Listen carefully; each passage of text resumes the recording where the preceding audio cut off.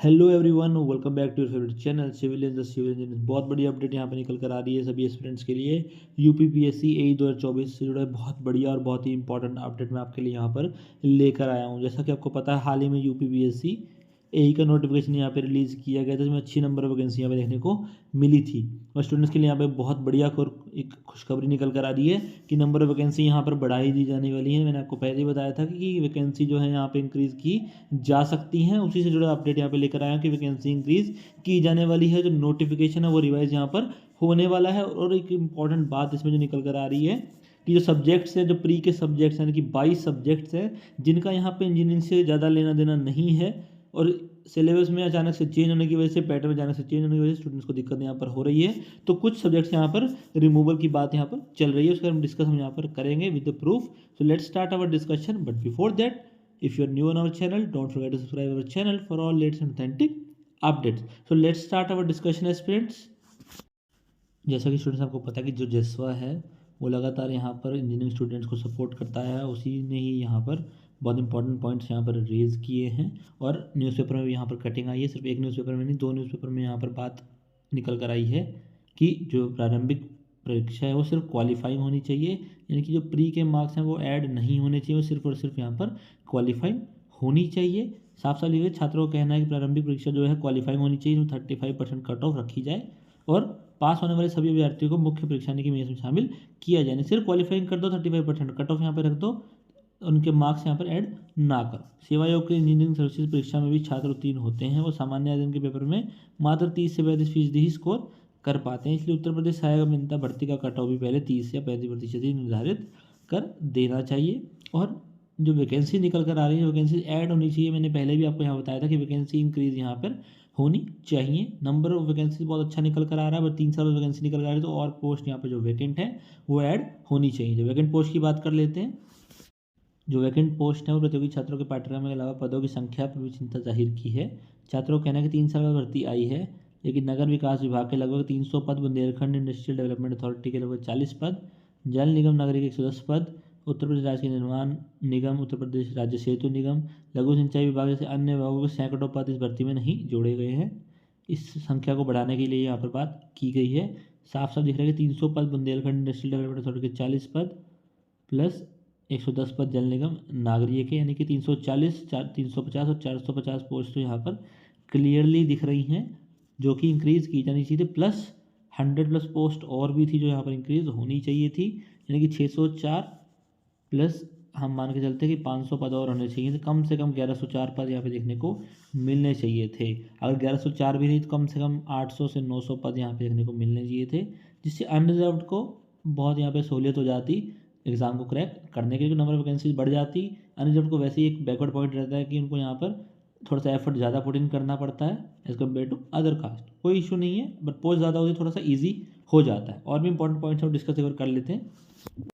तो स्टूडेंट, सबसे बड़ा जो इशू है वो 22 सब्जेक्ट्स हैं जो यहाँ पे जनरल इंजीनियरिंग के नाम पे यहाँ पर जोड़ दिए गए, इंजीनियरिंग एप्टीट्यूड के नाम पे यहाँ पे जोड़ दिए गए 22 सब्जेक्ट, जिनको स्टूडेंट्स ने शायद पहले कभी ना ही पढ़ा है, ज़्यादा नॉलेज भी नहीं है। कुछ सब्जेक्ट के बारे में पता है, कुछ के बारे में नहीं पता, और अचानक से न्यू सब्जेक्ट पढ़ना स्टूडेंट्स के लिए यहाँ पर बहुत दिक्कत की बात हो जाएगी। कम टाइम में न्यू सब्जेक्ट पढ़ना, जिनकी यहाँ पर नॉलेज नहीं है, इसके बारे में आइडिया नहीं है, तो दिक्कत यहाँ पर स्टूडेंट्स के लिए होने वाली है। यही कहा गया कि 22 नए विषयों को जोड़ दिया गया है। जैसे सिविल मैकेनिकल अभियांत्रिकी से कोई सीधा सरोकार नहीं है कि 20-25 विषय साथ उन्हें हिंदी और सामान्य विज्ञान पढ़ना होता है, लेकिन प्रारंभिक परीक्षा में 22 अन्य विषय जोड़ देने से भार बढ़ गया है। यानी कि पहले Hindi, general science, general awareness पढ़ने से काम हो जा रहा था, बट अब यहाँ पर 22 सब्जेक्ट जोड़ कर स्टूडेंट्स के ऊपर भार बढ़ा दिया गया, जिससे एस्पिरेंट्स को यहाँ पर बहुत दिक्कत होने वाली है। तो आयोग से इसमें ही कुछ रिवीजन करने का, संशोधन करने की मांग यहाँ पर की गई है, और वैकेंसीज इंक्रीज करने की मांग भी यहाँ पर की गई है, जो कि लगातार जसवा यहाँ पर कर रही है, गवर्नमेंट पर प्रेशर बना रही है। न्यूज़पेपर की दूसरी कटिंग देख लेते हैं, उसमें भी इंपॉर्टेंट इन्फॉर्मेशन निकल कर आ रही है स्टूडेंट्स के लिए। सो व्यूअर्स, यहाँ पे अमर उजाला ब्यूरो ने भी यहाँ पे न्यूज़पेपर में कटिंग दी है।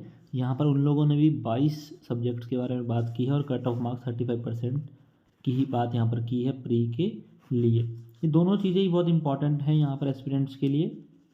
प्री का इशू कोई इतना बड़ा इशू नहीं है, कैन बी एडजस्टेड, बट ये जो 22 सब्जेक्ट हैं ये स्टूडेंट्स के ऊपर यहाँ पर प्रेशर क्रिएट कर रहे हैं, अननेसेसरी प्रेशर क्रिएट किया जा रहा है, क्योंकि स्टूडेंट्स को इसके बारे में नॉलेज नहीं है। तो जो भी चैनल्स बताएंगे, जो भी टीचर्स होंगे जो बताएंगे वही वो पढ़ने की कोशिश करेंगे। और जब ऐसा होता है तो कहीं ना कहीं लूप होल्स रह जाते हैं, जो ये लूप होल्स हैं जिसकी वजह से एस्पिरेंट्स का यहाँ पे सिलेक्शन डिलेड हो जाता है, सिलेक्शन को यहाँ पर नहीं मिल पाता है। कुछ भी चेंज अगर हो रहा है तो प्री यहाँ पर इंफॉर्मेशन होनी चाहिए थी, एस्पिरेंट को कुछ ना कुछ आइडिया देना चाहिए था कि प्री रहेगा, मेंस रहेगा, इंटरव्यू रहेगा, ऐसी तरह हम एग्ज़ाम पैटर्न रखने वाले हैं और सब्जेक्ट्स ये ऐड करने वाले हैं। ये इंजीनियरिंग सर्विसेज का लेवल का एग्ज़ाम यहाँ पर इन्होंने कर दिया है, भले क्वेश्चन के लेवल ईजी हो, डजेंट मैटर, उसके लिए आपको पढ़ना तो यहाँ पर पड़ेगा ही। सो स्टूडेंट्स इन दोनों पॉइंट के लिए यहाँ पर जैसा लगातार यहाँ पर गवर्नमेंट पर प्रेशर बना रहा है कि दोनों चीज़ें यहाँ पर ठीक हों। और तीसरा पॉइंट ये है कि वैकेंसी यहाँ पर इंक्रीज़ की जाए। आपके हिसाब से कोई और पॉइंट यहाँ पर इंपॉर्टेंट आपको लग रहा है जो ऐड किया जाना चाहिए, वो भी आप यहाँ पर कमेंट सेक्शन में मेंशन कर दीजिए कि आपके हिसाब से ये होना चाहिए। तो 22 के 22 सब्जेक्ट तो यहाँ पे चेंज नहीं हो सकते, बट 3 से 4 सब्जेक्ट जिनकी रिक्वायरमेंट नहीं है वो यहाँ पर हटाए जा सकते हैं, कुछ ना कुछ यहाँ पे रिवीजन किया जा सकता है और कट ऑफ के प्रोसेस में भी रिवीजन किया जाता है। वैकेंसी इंक्रीज होने के चांसेस तो हैं थोड़े से, बट नॉट श्योर कि यहाँ पे यूपी पीएससी ये करने की कोशिश यहाँ पर करेगा। बट अगर रिवीजन करने की कोशिश की भी जाती है, रिवीजन पॉजिटिव भी होता है, तो इट विल टेक टाइम। तो 2 से 3 महीने तो यूपी पीएससी और यहाँ पर ले जाएगा।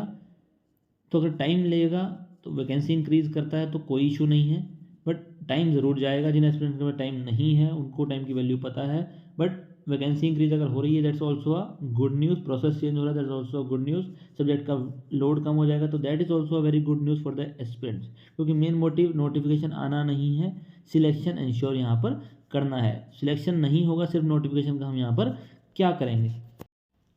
रेस्टोरेंट जो भी इंपॉर्टेंट अपडेट मैं आपके लिए लेकर आता हूँ उसको ज़्यादा से ज़्यादा शेयर ज़रूर कीजिए, ताकि ये जो कंटेंट है या जो अपडेट है ज़्यादा से ज़्यादा लोगों तक पहुँचे और वो जागरूक हो कि उनके हिसाब से क्या क्या सही होना चाहिए। किसी नोटिफिकेशन में जो रिलीज़ हुई है हाल ही में, यहाँ से पता लगेगा उनको कि क्या क्या उनके लिए इंपॉर्टेंट है, क्या क्या यहाँ पर सही किया जाना चाहिए। एकजुट होकर आवाज़ यहाँ पर उठाई जाती है तभी सुनी जाती है। अगर अकेले अकेले बोलेंगे तो कोई यहाँ पर सुनने वाला नहीं है। एकजुट यहाँ पर होना पड़ेगा ताकि कुछ ना कुछ चेंजेस यहाँ पर देखने को मिले। नोटिफिकेशन रिवाइज किया जाए, वैकेंसी को इंक्रीज़ किया जाए, प्री क्वालिफाइंग यहाँ पर किया जाए, 35% तक मार्क्स यहाँ पे रखे जाए, और सब्जेक्ट्स 22 उसमें यहाँ पर कुछ चेंजेस किया जाए, थोड़ा वेट कम किया जाए।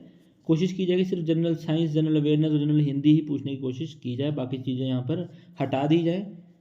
22 सब्जेक्ट बहुत ज़्यादा होते हैं, वो भी इंजीनियरिंग सर्विसेज से लिए हैं। कुछ ना कुछ लेवल तो यही अपने यहाँ पे इंक्रीज़ करेगा ही। ईएससी जितना लेवल तो नहीं होगा बट उससे थोड़ा सा कम तो रखेगा ही, जो कि अपने आप में डिफ़िकल्टी बढ़ा देता है स्टूडेंट्स के लिए।